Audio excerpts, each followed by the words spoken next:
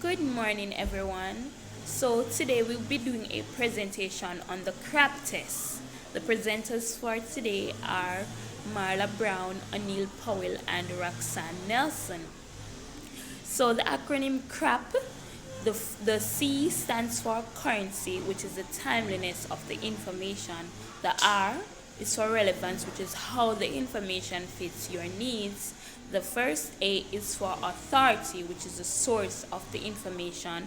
The second A is for accuracy, which is the reliability and correctness of the information. And the P stands for purpose, which is the reason the information exists.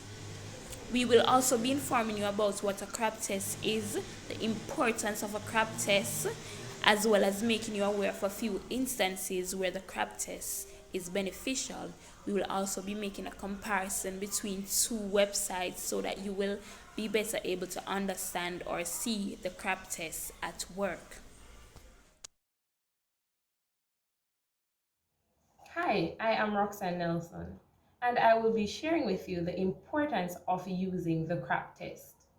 Now, for students, it is very essential when they're about to do an academic research, as this will help them to identify whether or not the sources they are using is credible, authentic, and accurate.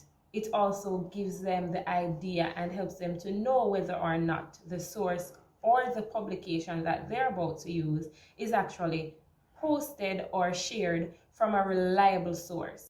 Now ask yourself this question. The information that I am about to use from this website, is it accurate? Who is the author? How do I know that this information can be used in my academic writing? Now I will share with you the importance in order to give you a better idea or a better understanding of how important the CRAAP test is and why it is essential for students to use when they're doing a research project. We will be looking at currency, relevancy, authority or author, accuracy, and the purpose. Currency refers to whether or not the date of the publication is suitable for the research being conducted. For example, science and medicine changes rapidly, while history or literature may remain the same. Now, in looking at relevancy, this part I believe is extremely important, as this helps to determine whether or not the information the student is researching is relevant to the topic being researched. Is this relevant to my audience, and will they understand the information that I am about to include in my research? Authority, or in other words, the author. Is this person credible? Does this person know what he or she is referring to? Now take, for example, I am writing an expository topic or an expository essay about cancer and the effects of it. Now, I am seeing a post or a publication made by a graphic designer and one made by a doctor. Who would be more credible?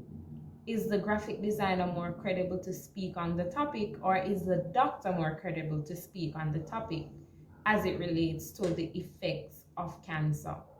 I believe the doctor is the more credible author, as the doctor would have training in that field.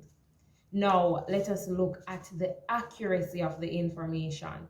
After finding the information, one must understand whether or not the information is true. Is it correct? And this, by testing this, the student would be able to then include the information in his or her research. What is the purpose? This determines the purpose or the intent, the intention of the author, whether or not his or her writing or information is to persuade, is it to enlighten, or is it simply for fun, or maybe it is to inform. Now, in using this test, the student will know whether or not he or she should use the source. As remember, as we said before, the student is writing an expository essay on the effects of cancer. One thing to remember is that not every information that is posted on the internet is accurate. Not every information is true. Not every information is correct. And not every information is suitable to be used in the time frame that you want to use the information. Therefore, it is essential for us to implement the use of CRAAP test in our classroom. Good day, everyone. I'm O'Neill Powell, and I'll be presenting on the comparison and contrast of the two websites. As you can see, I'm just doing a little simple research about technology. In the first search, I see that there's a lot of website with ads, and you can see that there's .com right there. Normally, I would go for the websites with edu, gov, or .org just for a better credible source. I would really want to find sources that fit the CRAAP test perfectly, so I will continue to search just so I'll have additional information and references. I think I will use the one with the edu, but before that I'll go back to the one with the .com and the ads just to make comparison. I'll click this one and see the type of information I'll get. So in this one with the ads, you can see that immediately there's a pop-up. Normally when you see a cookie coming up, it's somebody advertising something and they want to sell you a product and have you join an organization. So I'll just get rid of that. Initially when I see the technology information, it's a bit technical. So I was like trying to see what the site is about. And when I scroll down, I see that the currency, which would normally be at the top, is at the bottom, and the author is also there too. So you have currency and relevance there because the information was up to date, meaning it was 2020. So I did a bit more research on the author and the place where the author worked just to get a background information on him. So here's Ben Falk, and you can see the information that's there about him, his personal life and everything. But that's not the technical research I want about technology. I just wanted a simple research about what is technology, what does technology do forever, how do we use technology. So it wasn't meeting the purpose of my research. Even though it was current, relevant, and the author was there, it wasn't accurate to the research that I'm trying to get, and it didn't meet my purpose. See, now I'm going back to the edu where the Open University College website is there. So what is technology? There is a question that I'm mostly looking for, and the relevance, as long as it's not below 2000, it's right there, March 2019, the first, and it was on a Friday.